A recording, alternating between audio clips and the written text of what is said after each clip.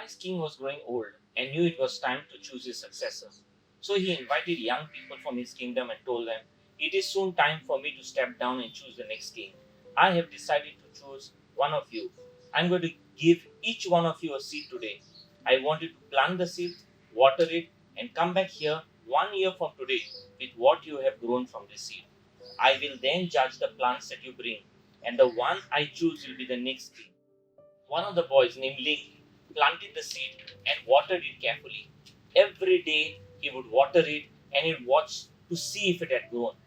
Ling kept checking the seed, but nothing ever grew. A year finally went by, and all the youths of the kingdom brought their plants to the king for inspection.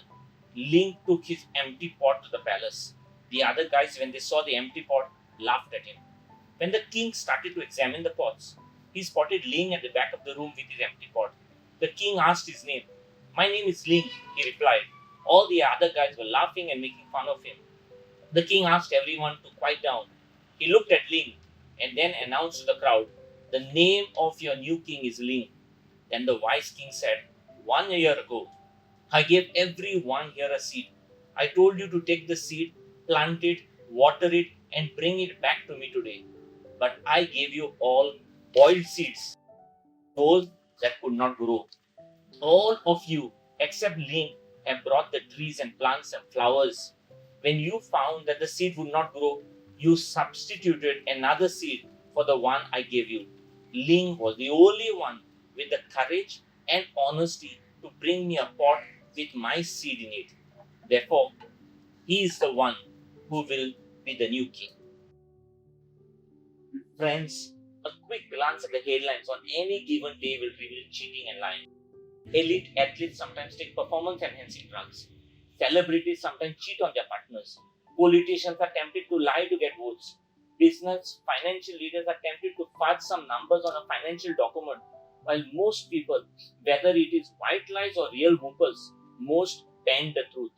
So obviously, you don't have to be among the rich and famous to cheat. In fact, according to a 2002 study conducted by the University of Massachusetts, 60% of the adults can't have a 10-minute conversation without lying at least once. Now, why be honest? There are many reasons to revere honesty. Honesty is that virtue of being truthful to society and to self. Truth telling is one of the only moral imperatives across cultures. Human communication is pointless unless we assume that others will tell the truth. Sincere, honest exchange essentially is communication. All the rest is just manipulation. Frank Sonnenberg, an award-winning author and a well-known advocate for moral character, personal values, and personal responsibility, felt that if lying were the norm, then spouses wouldn't be able to trust one another, leaders wouldn't be able to be credible, and the news would be meaningless. Everything depends on honesty. That's why it is so critical to tell the whole truth and nothing but the truth. He felt that dishonesty comes in many shapes and sizes. Some common forms of dishonesty that masquerade as acceptable behaviors today are misrepresentation, fabrication, exaggeration, omission, denial, lack of transparency, bribery, cheating, collusion, withholding, vagueness, lying, etc. Whether big or small, a lie is a lie. There is no excuse for dishonesty.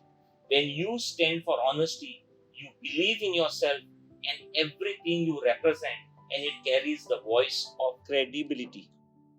But when you are dishonest, your soiled reputation will do the speaking for you. The truth shouldn't be told only when it is convenient. Honesty must be a way of life. Honesty means that you care deeply about trust, cherish your relationship, and value the importance of a solid reputation. As the saying goes, never lie to someone who trusts you, and never trust someone who lies to you. That's why it is critical to always tell the truth, or the truth will tell on you. Just be honest. Friends, according to the social learning theory, people learn by watching others. Sometimes you might unknowingly model a few unhealthy behaviors for the younger generation. When we as adults practice dishonesty in little things, such as jumping a traffic light when it is red, when we bring home office stationery for home use, lying to a cashier at a restaurant that your 12-year-old son is only 11 years so that you can get discount at the dinner buffet, what we do is unknowingly giving the younger generation our first lessons on dishonesty. This is how we have essentially confused the generation. We all know that there was a time when there was a generation that knew what was right from wrong and chose to do what was right. And somehow, according to fella Juro Tave, a business leader and a motivational speaker, we have passed on the wrong signal to the next generation. Today, this generation is confused. They have now become a generation who thinks that what is wrong is all right. And the word all right comes from the word altered right. It used to be wrong, but now it is all right or has been altered to call right. Therefore, we all have a responsibility and a role to play in restoring the right values back into our society. And the only way to do so is to take responsibility of restoring the right values into the consciousness of everyone within our circle of influence by demonstrating and practicing honesty. So, friends, go ahead and do the right things at all times, regardless of who is doing the wrong thing. And remember the words of William Shakespeare: no legacy is so rich as honesty.